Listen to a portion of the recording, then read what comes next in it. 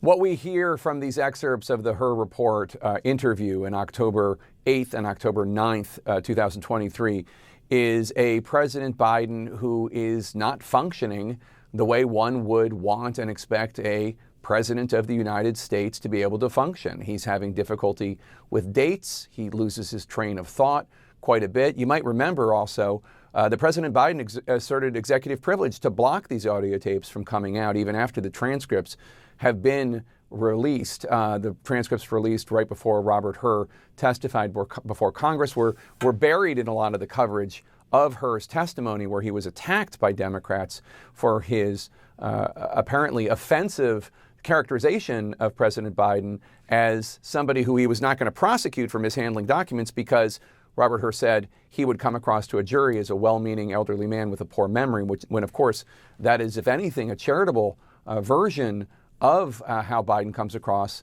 in these tapes. We also have to remember that this is the period of time when his close aides and family members start really sequestering him off from even members of his own cabinet, administration, Democratic officials, donors, because of these moments of non-functioning Biden that are happening with an increased frequency. I want to throw to another clip. This one is a clip of when Robert Hur, who is investigating mishandling of documents by President Biden, then former Vice President Biden in 2017, 2018, wants to ask him about this period where he moves from the Vice President's residence to a house on Chainbridge Road in Virginia. And that is where the conversation begins. Let's roll that clip. Before we do that, I need you to remember something. This is your president. This is the guy that's running the country. This is the guy that's supposed to be negotiating between Russia and Ukraine. This is the guy that we are sending to G7s to represent the country. This is the guy. This is it. Okay? This is your commander in chief. Okay? Remember that. I don't know. This is what, 2017, 18, that area? Yes, sir. Remember, in this time frame, my son is either been deployed or is dying.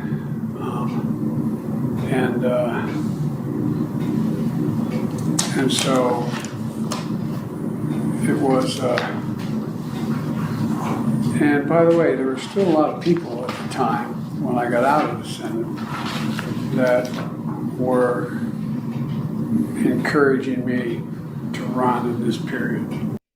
So what you heard there is Robert Hur just trying to talk about the investigative matter at hand, which is when Joe Biden shared these classified documents with others. But Vice President Biden is unable to figure out when this time period is. 2017 to 2018, he says, you have to remember that's when my son Beau was either deployed or dying. Now, Beau's death is obviously tragic, but that happened in 2015, not 2017, 2018. And Beau deployed in 2008, 2009.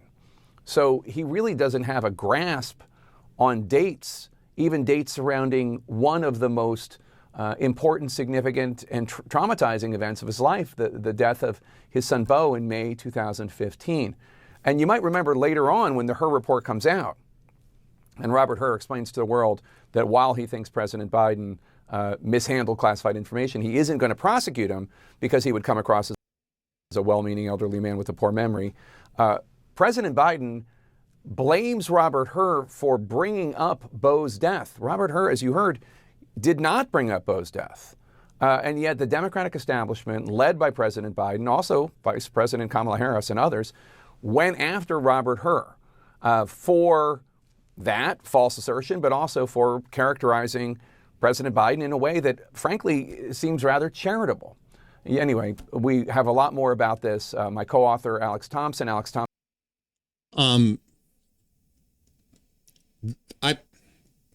At this point, who do you go after?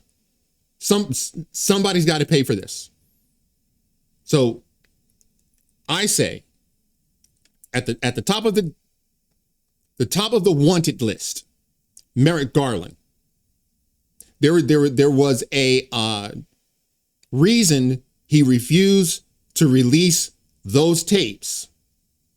Now you see why he wasn't going to release those tapes. Because then the entire world would have known there is a husk of a man running that country. They are ripe to be attacked. Maybe that's the reason. But even if that was his reason, that's why we have the 25th Amendment. These people need to be prosecuted to the full extent of the law.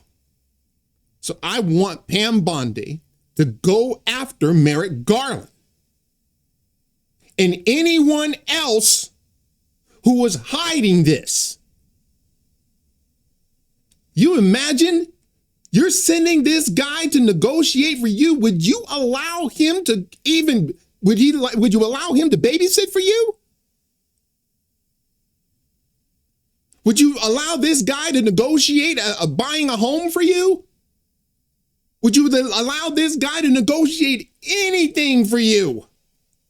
Would you allow this guy to go to a stand and order a pizza for you? I wouldn't let this guy give me directions to where the freeway is. Unbelievable, man. Somebody's butt needs to burn. Somebody's head needs to roll, baby. This is unbelievable. This may be it.